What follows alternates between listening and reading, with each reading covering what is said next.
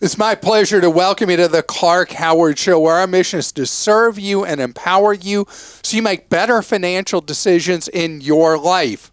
One way we do that is through our websites. I am so proud of our web teams at clark.com, where the whole goal is to give you unbiased advice and information you can trust to make smart decisions with your wallet. And we do it in so many areas that in the noise of life are really hard to make good decisions about applying for credit, insurance, streaming TV, cell phones, cars, you name it.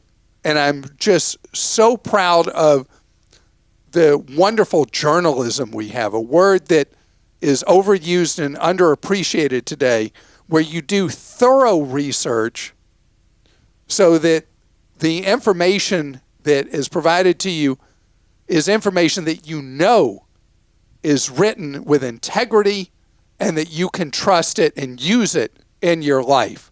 And that's what we're about at Clark.com. Clark Deals is our website where we post deals because we believe they're the best deals. The sordid truth about deal sites usually is that what you see there are all advertorials. They're paid to post those items. We don't do that. We post things that we think are a great deal for your wallet. I do not want to waste your time. I want to help you save money. So school's in session, and I was at college night at my son's high school. And the college counselors are talking about the elements that your kid's going to be evaluated by colleges. And I took a picture of it because I thought it was really interesting. And then I wanted to talk about the things that they said that it was supposed to be doing. That what they refer to as your activities resume is one of the key things that colleges are looking at. And then they started naming activities. And they were like, what clubs you're a member of at school, what sports you play, what volunteer activities you do outside of school. And I'm listening, I'm waiting for it. What did I never hear? Work. Work. Oh my goodness. Work. I'm not picking on the college counselors at my son's school. It's this idea that work is no longer something that is top of mind for high school students.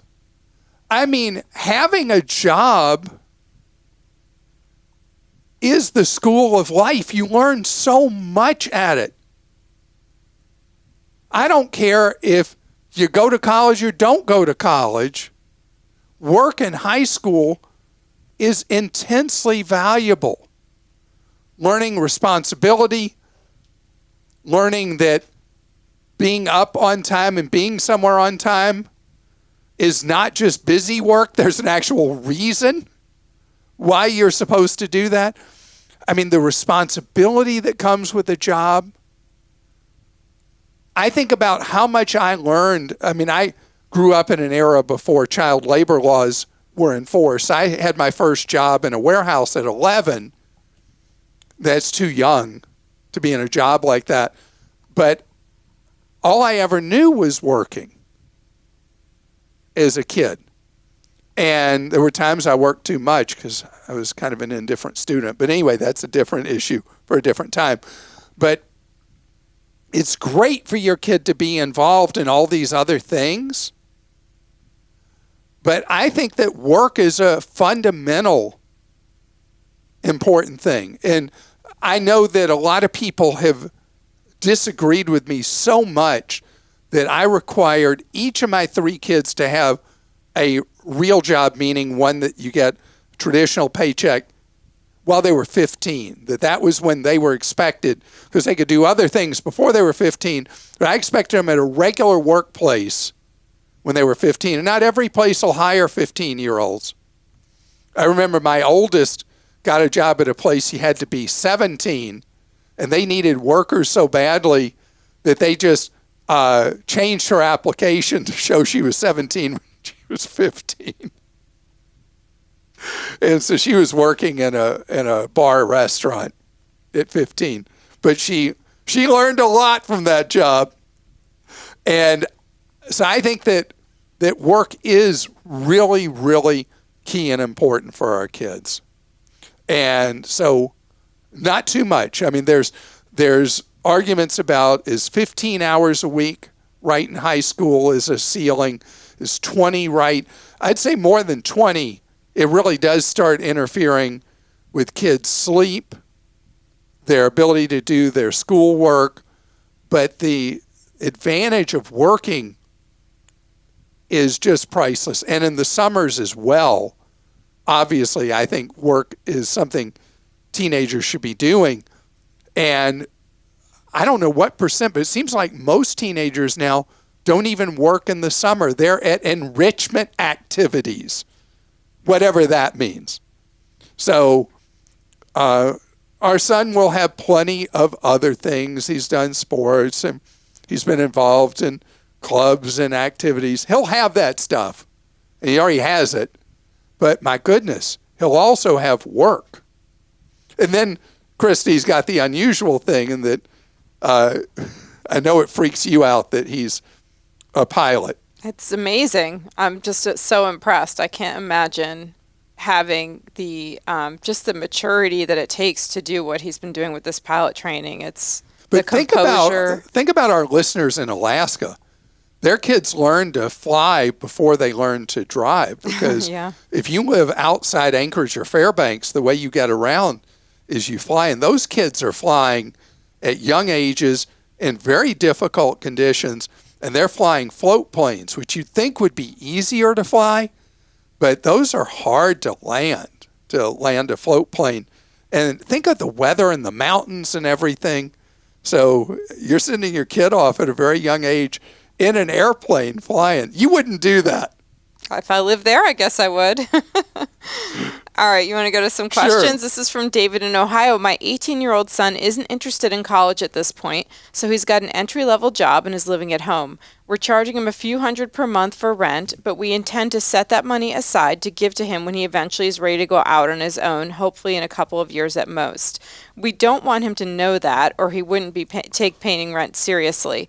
My plan is to put half in I-bonds and half in a total market index fund. My question is, what is the best way to set up an account for the index fund? Since he's 18, I can't open a custodial account. Should I just put it in my name and then transfer the securities to him in the future? Yeah, that would be a taxable event for you. That would be a problem. This is tough. The rent he's paying, you'd be under the max for the I-bonds, which is $10,000. I just do the I-bonds. They're earning such a high rate of interest right now. Long term, he'd be much better served by you doing the index fund. But that's a problem right now. I just wouldn't do the index fund because of the reasons you stated, that you want your teenager to think the rent is the real deal and not money that you're putting aside for his future. So put it aside in the I-bonds. They grow for up to 30 years, free of tax, and it's money sitting there to be a benefit for him later. This is from Paul in Pennsylvania. I'm looking to ship my car across the country. Any advice on getting quantity while keeping costs down? I think he meant quality. Yeah. So, Paul, I've done this before, and I know several people who've done it, and over again, people have had the best results using uship.com. The letter U, ship.com. They are kind of like an eBay for car shipping and shipping of other things as well, but cars is a big part of the business they do. And what happens is you put the job in that you're sending a car from Pennsylvania to wherever, the time period that's acceptable for it to go, time period it's acceptable for it to arrive. And what you'll get is it's a reverse eBay in that over the period of time you open up the auction, usually a week is what people will most often do, the prices will go down from various bidders, typically not up over that time period. But you can read the reviews, and the reviews are really important because you mess up somebody's car, they're going to post that review. They're weeks late with delivering the car, people are going to post that. So read the reviews for different companies that move the vehicles across the country. And there were shippers that I could have used. I was moving a vehicle coast to coast, and there were companies I could have used that were much cheaper than who I used. The reason I used who I picked was the reviews were so positive, and I read them. I didn't just look at stars. I read them, and they did a fantastic job moving the vehicle and picked it up exactly when they said they would, delivered it in perfect condition exactly when they said they would do that. So again, uship.com, the letter U, not Y-O-U. And from Daniel in Arkansas, what is the best way to eliminate fraudulent items on your credit reports? Fraudulent items. Any more information than all he that? put. Fraudulent items. So I don't know, Daniel, exactly what you're referring to, but if you mean incorrect items on your report, there's what the credit bureaus say and then what you really have to do. So what you do is you dispute the items on your report, which triggers a 30-day period. All the credit bureaus do, supposedly under the statute, they're supposed to investigate your dispute. They don't do that at all. They do no investigation. All they do is send an electronic transmittal to whoever it is who put the bad information about you on your credit report. And then they wait to hear back from them. And if the credit grantor who put the negative information about you on the report says, yep, that's all valid, they just send it right back. And the credit bureau washes their hands of it and says they completed the investigation, which there was no investigation. What you use the 30-day period for is the item will temporarily be removed from your report. And during that investigative period, you're all over whoever put that negative information about you. Your main effort is to have disputed it, and then everything else is contacting that organization that put the, as you called it, fraudulent information about you on the report. So it's up to you to be very assertive with them.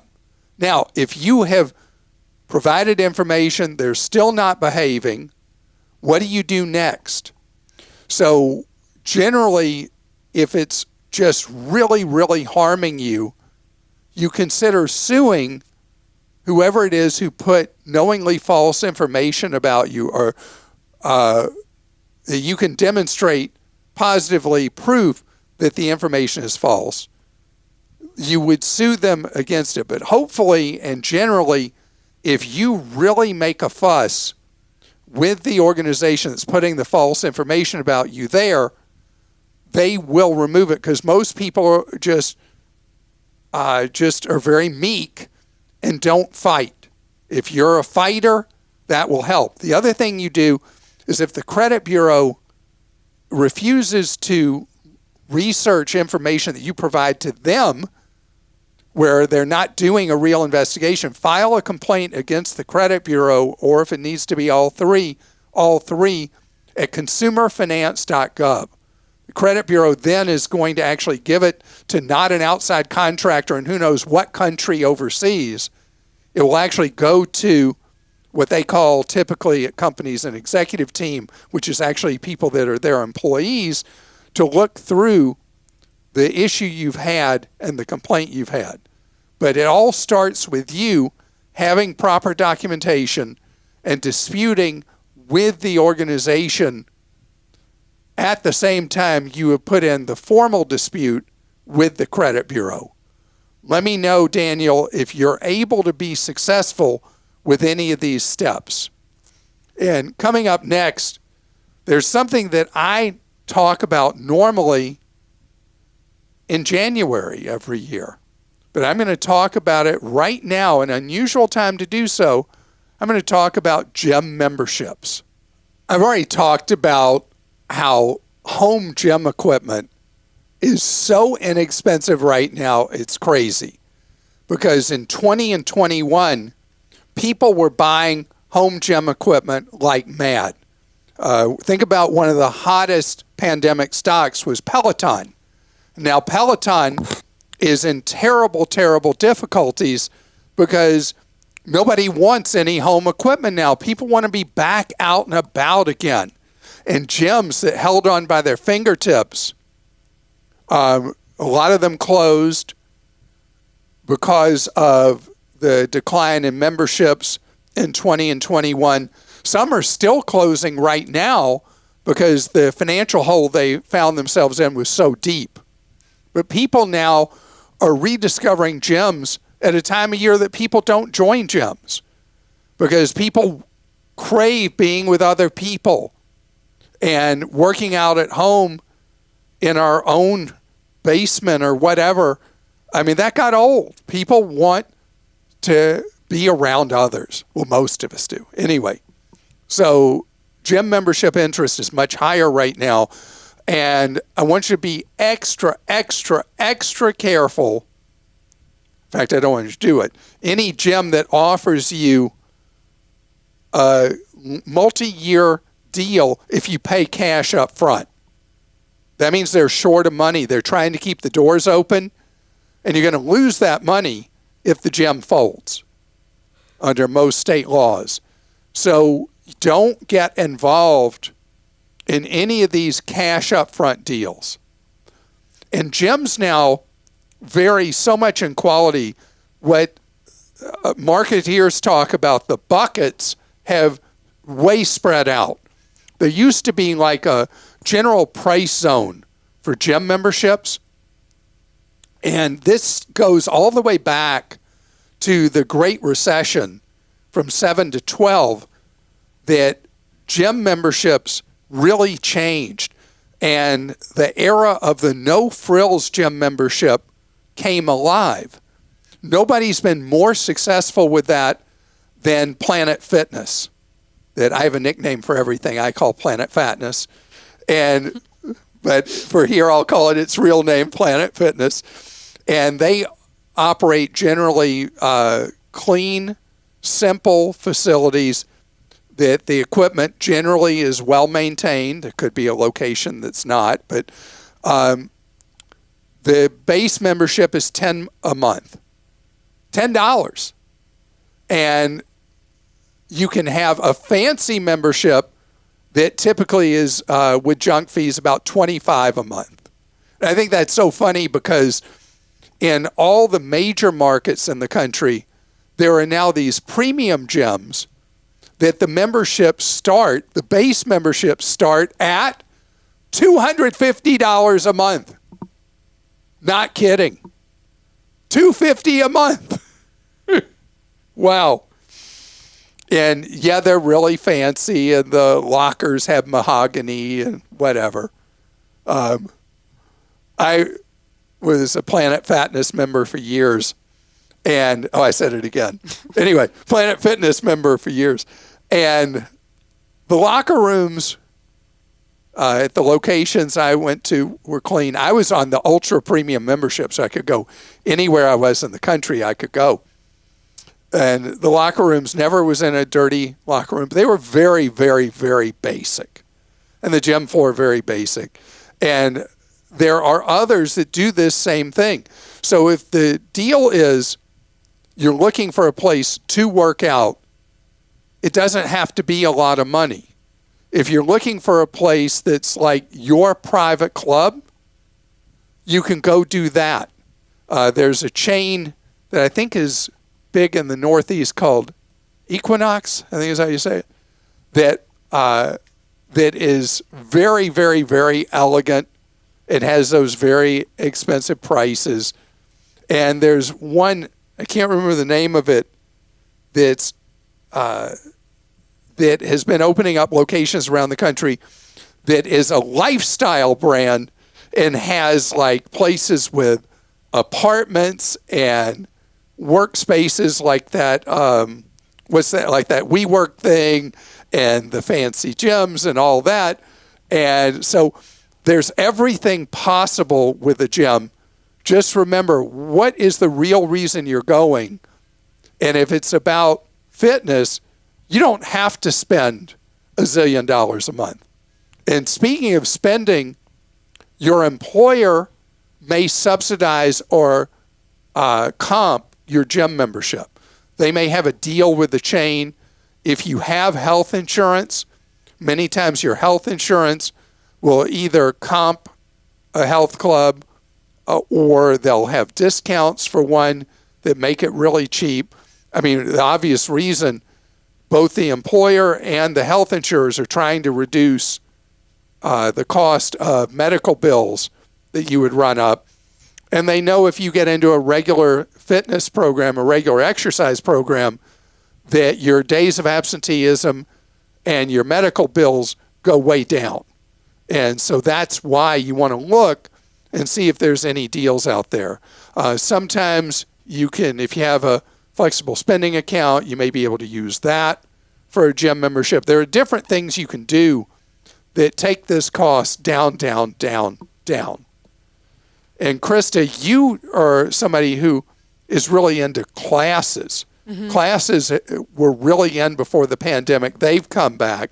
And how many different kinds of fitness classes do you do every week? 65? No, I like to 75? do spin, and then I do yoga. I do like a yoga sculpt, which is like with light weights, and then some strength. So probably like 4 a week, different kinds of classes. So, and my gym is a boutique gym.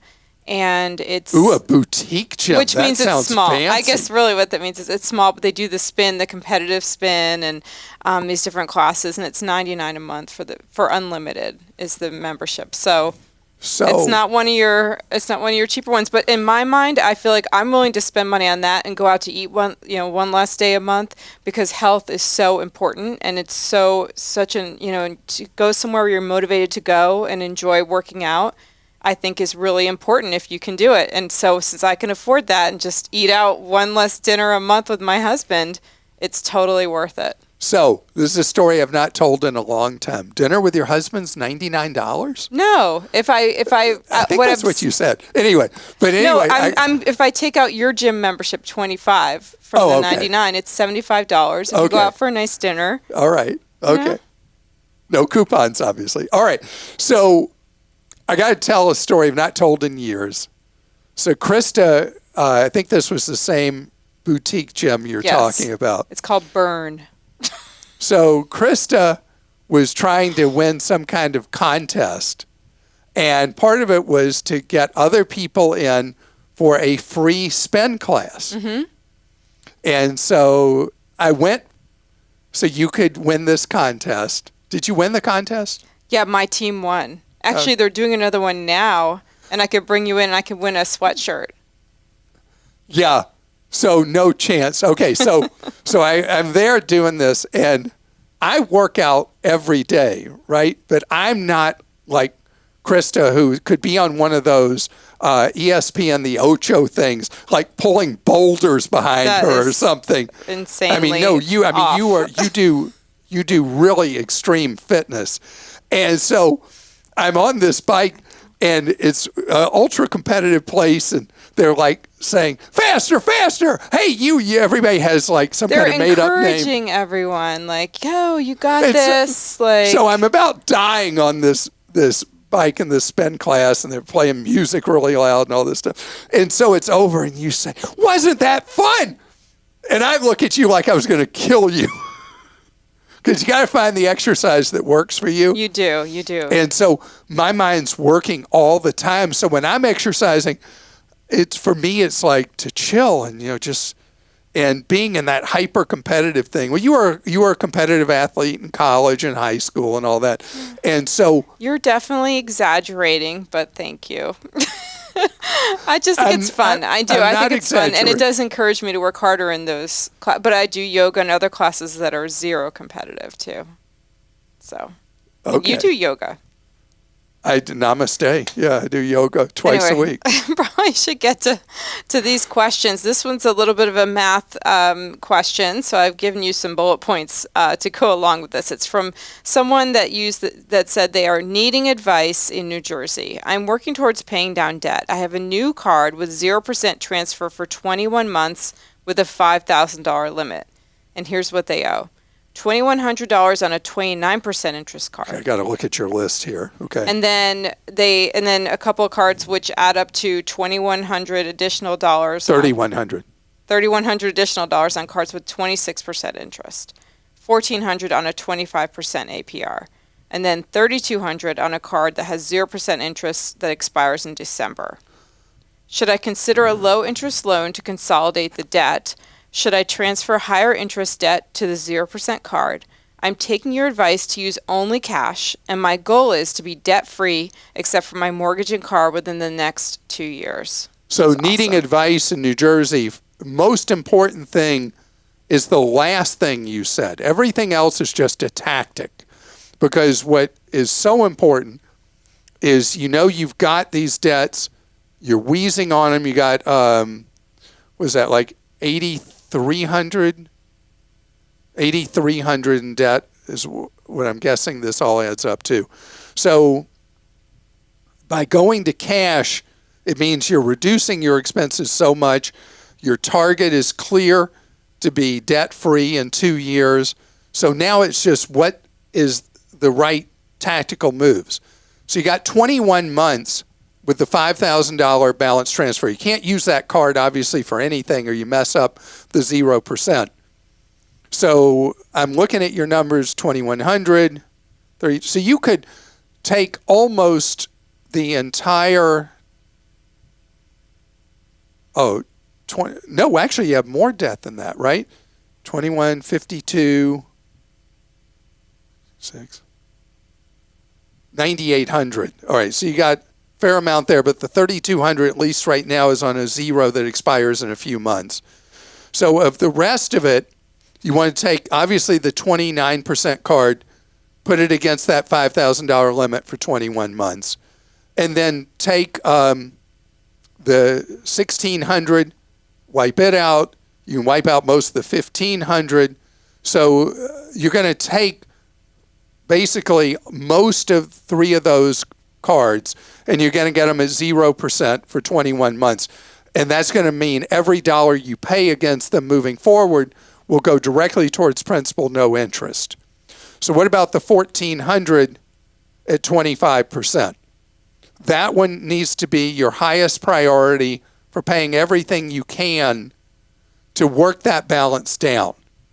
Then on the $5,000 with the 21 months, pay only the minimums on those.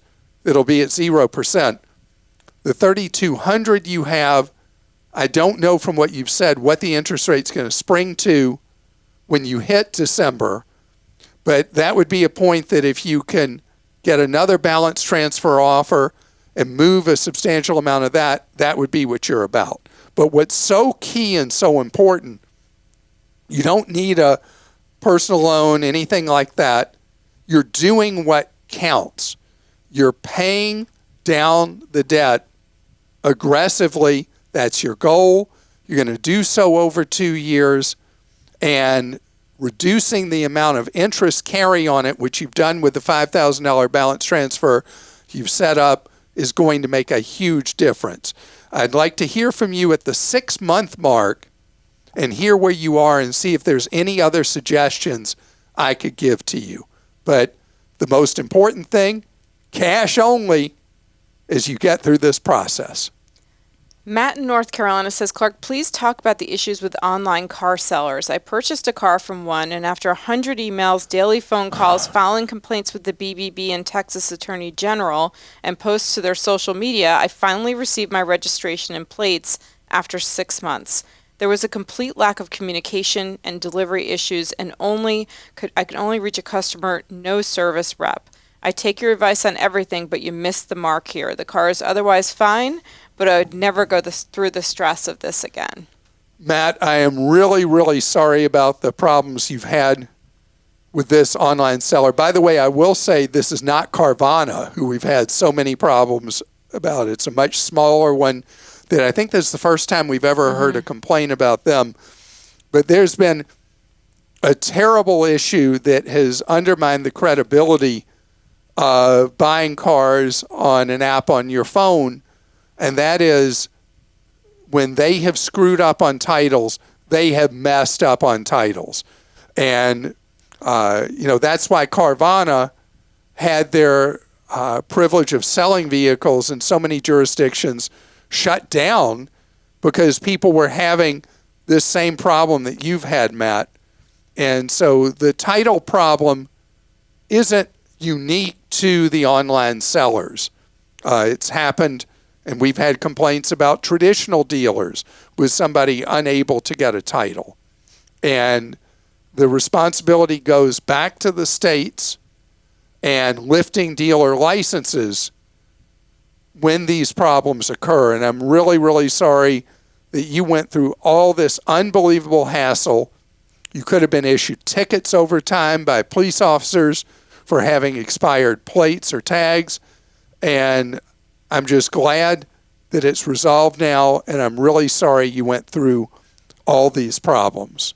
Okay, and ending on a fun note from Beth in Ohio, my tip, when going on vacation or out of your home for a period of time, call your cable company to put a hold and turn off your Wi-Fi. I do this throughout the year, and it really saves a lot of money. There may be a small fee and minimum of days, but it's well worth the savings. Also, remember to put other services on hold if possible. Beth, that is a great suggestion, and it's something that almost nobody does. And it's a great way to save money. Now, I know this sounds like I truly did live in the era of the dinosaurs. I still get printed newspapers in addition to all the stuff I read online. And I stop them when I go out of town. And now one of them no longer gives a credit for the vacation holds. They just keep the money, but generally that's a way to save. But you think about all the services that we have that if we go out of town frequently, that if we put a vacation hold on them, we will save money just like Beth. And Beth, thank you for the suggestion. And I want to thank you for listening. I hope that you've enjoyed today's podcast. And just know whatever money battles you face with inflation, and as the economy goes through whatever economic cycle it's going through now, I want you to know we've got your back. We are here for you. We are here to serve you in whatever format works for you, whether it's social media, websites, newsletters, podcasts. If you see me on television where you live, if you hear me during drive time on radio where you live. YouTube. We're doing a ton on YouTube. The idea is to reach you where it's most comfortable and convenient for you to be reached, to have the information that you can put to work in your life, including this podcast. Have a great day.